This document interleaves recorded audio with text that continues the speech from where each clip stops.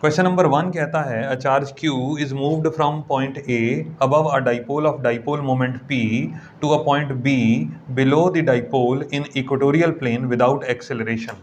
Find the work done in this process. देखिए now अब ये सामने डायग्राम हमको गिवन है, एक नेगेटिव चार्ज है और एक पॉजिटिव चार्ज है, दोनों चार्जेस की वैल्यू भी सेम है यानी कि मैग्नीट्यूड सेम है, तो ये डाइपोल हो गया।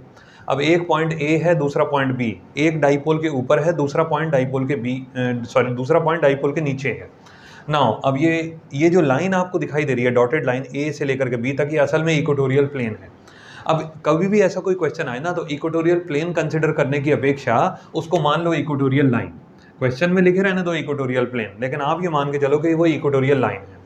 अब हमको बोलता है कि ए पॉइंट और इसे लेकर के बी पॉइंट तक आप किसी चार्ज को मूव करा रहे हो और टोटल वर्क आपको बताना है। अब वर्क का जनरल फॉर्मूला ध्यान से सुनिए जरा, एक चीज याद रखिएगा, पोटेंशियल होता है work done per unit charge. अब इसके हिसाब से वर्क का फॉर्मूला बन जाता है V इंटू क्यू। अब यहाँ पर ना ये ठीक है, ये लिखने या समझाने में ये बात ठीक है कि work is equal to V into Q, लेकिन हमको ये लिखना चाहिए असलियत में W is equal to V A B into Q. और वी ए बी का मतलब we are moving a charge from A to B.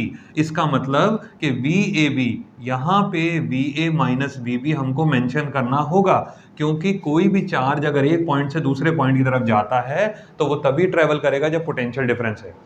अब potential at A minus potential at B, इसको बोलेंगे potential difference between A and B. अब ये दोनों point equatorial line के ऊपर लाई कर रहे हैं, तो जितना पोटेंशियल ए का होगा उतना ही पोटेंशियल बी का भी होगा। तो यहाँ पर हम याद रखें कि V A is equal to V B, और जब ये दोनों चीजें इक्वल हैं तो ये कैंसिल हो गई, तो नेट वर्क डन हो गया 0 इंटू क्यू। ओवरऑल वैल्यू कितनी आई? 0 जूल। तो इस क्वेश्चन का आंसर तो हो गया 0 जूल्स। अब यहाँ पे एक और बात याद रखिए, इक्वेटोरियल लाइन पर ना कोई भी पॉइंट होगा, चाहे ए हो, चाहे उसके नीचे कोई और पॉइंट ले लो, चाहे और कोई पॉइंट और नीचे की साइड ले लो, इस लाइन पे जो भी पॉइंट होगा उसका नेट पोटेंशियल 0 होगा।